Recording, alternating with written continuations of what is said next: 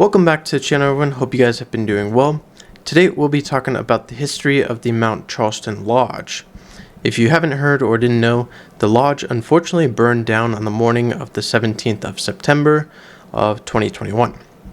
Thankfully, no one was injured at the lodge, and those living nearby in the cabins were unharmed as well. The lodge's history can be taken all the way back to circa 1870 to 1880 when Conrad Keel was building a sawmill and a cabin in Kyle Canyon, where many of Mount Charleston's hiking trails, the lodge, ski area, and much more is located. Into 1905, Edmund W. Griffith, or E.W. Griffith, established the lodge. This would be the beginning to a great history of the lodge. It originally started as a campground where they had tents, which were 15 wood-floored tents and a corrugated iron dining room. Then they had another area where the kitchen was, and the expansion would go from there. It was said by Robert Stodel that it was originally called Charleston Park Lodge. Into 1915, the camp would continue to get developed, and by then it was fit for visitors. As time went on, the lodge would eventually get purchased by Warren Bailey, who also went by Doc Bailey.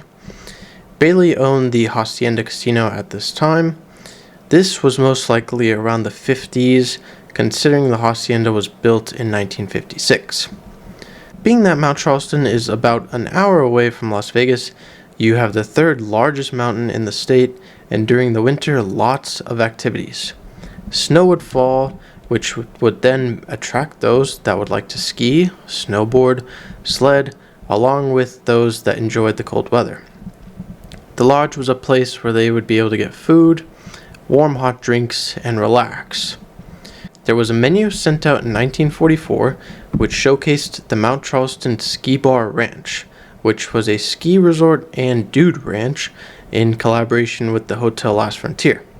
So, at that time, the Last Frontier could have had links to the lodge and trying to help promote it, which was a very good idea. Inside of the menu, you could find a description of Mount Charleston and the Ski Bar Ranch, what kind of activities you could find, the cabin situations, the terrain, scenery, and much more. The menu shows all types of different options for food, breakfast, lunch, and dinner, available along with drinks and desserts. Along with that, they were also able to gamble up on the mountain. It's stated on Chip Guide's website that the lodge had a casino that opened up in 1946, with what seems to be possibly a roulette chip and $1, $5, and $25 casino chips to go along with that. All on the zigzag mold, which was created by Knoll & Co. They look very nice, I gotta say. For many years, that original lodge would stand tall on Mount Charleston with many visitors and celebrities like Joan Kelly, who was seen posing for a New Year's photo in 1954. The original lodge would burn down in December of 1961, and it wasn't long until they started construction on a new lodge. That would begin in 1962. Although they got to work on the new lodge quickly, when that first fire happened, as Mark Hall Patton states, the fire that happened that day really made it clear that firefighting was a problem. It took over an hour for the fire engines to make it up the mountain to the lodge. So, at that time, the Mount Charleston Fire Station was built too. It took 4 years for the new lodge to be built, and was finally completed in 1966. Time went on before a new owner would take over, and this time it would be Collie and Barbara Orcutt in 1974. They were said to be true owner-operators as they lived on the mountain and lived right down the street. The end of the 70s into the 80s and 90s, the lodge wouldn't change much. Many visitors would continue to visit year-round, and especially during the winter time for the winter activities and to enjoy the lodge. Being able to find a warm place with great food and drinks is a must when you're having so much fun. Then something familiar to the lodge would return in 1995. Another quote-unquote casino would be added to the lodge, this time as said on Chip Guide. The chips were $5 chips, and they were parking chips, or redeemable for a $5 food or beverage at the top of Mount Charleston where the lodge was located. Pretty interesting and a great idea for those that wanted a different way to get a meal and something for the chip collectors as well. The lodge was a part of Vegas's history, local history, and Nevada history as well. Being that the lodge was on the third highest mountain in Nevada makes it a big deal. Along with it, being up there since the beginning of the 1900s really shows its presence. In 2018, the Ellis Island casino owners bought the lodge after Kali Orcutt passed away and Barbara moved out of state.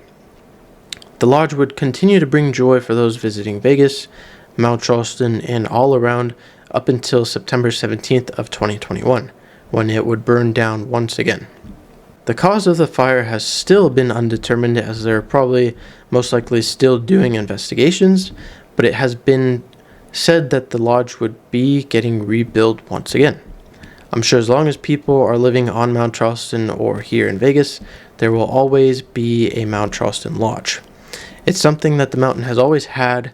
The memories people make there are forever, and it's a piece that will never be lost.